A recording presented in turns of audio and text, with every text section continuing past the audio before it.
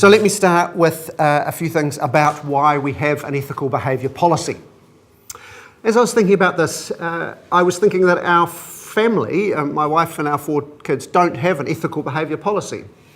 And then I thought, well, actually in families we don't really need one. Perhaps occasionally they might come in useful for teenagers and things like that, but we understand each other and we talk about things, and if you like, we have discussions and rules about how we live together as a family.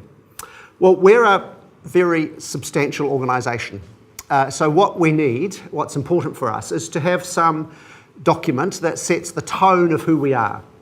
And so that's how I like to see the ethical behaviour policy. It's not something that we try and use to hit each other over the head with. It's something that sets the tone. And on the poster that's up there, you'll see that it helps us in terms of safety, dignity and respect. And I think those are 3 very important words that we want to be setting the tone for this organisation. Safety, dignity and respect. And those are the 3 things that come to my mind when I think of the policy. It's there on the webpage. If you want to have a look at it, just do a search on the ethical behaviour policy and you'll see it. It's some 10 pages or other. The policy itself is quite short. There are some substantial appendices that we'll be talking about, but they focus on those 3 words of safety, dignity and respect.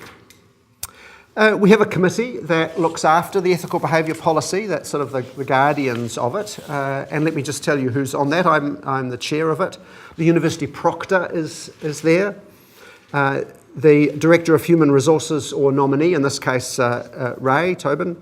The University Mediator, Jennifer. A nominee of OUSA, normally the Welfare Officer. A nominee of the OUSA Student Support Centre, generally the manager of that.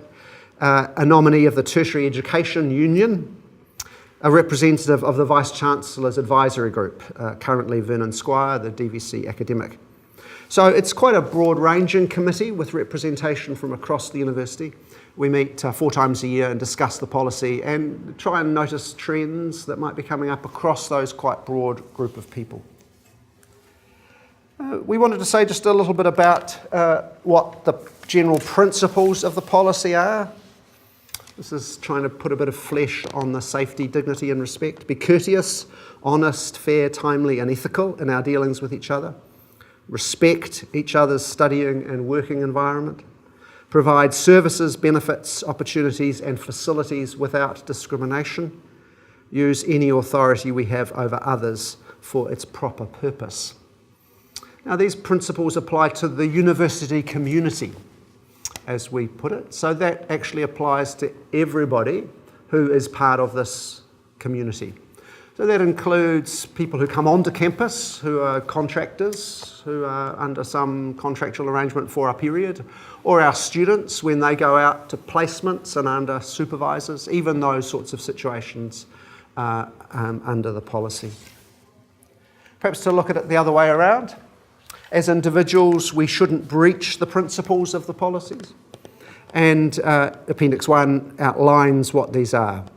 Sexual, personal and racial harassment, bullying, discrimination, abuse of supervisory authority, an unethical, intimate personal relationship, failure to declare or manage a conflict of interest. Some of what we're doing in the next few minutes is to try and unpack some of those things. Quite what is a conflict of interest? What is bullying? These things are often complicated to define, and that's part of Jennifer's role and others to talk about that. One thing that we'll talk about a bit more is the unethical, intimate personal relationships. And you can see that's a complicated matter as to defining that.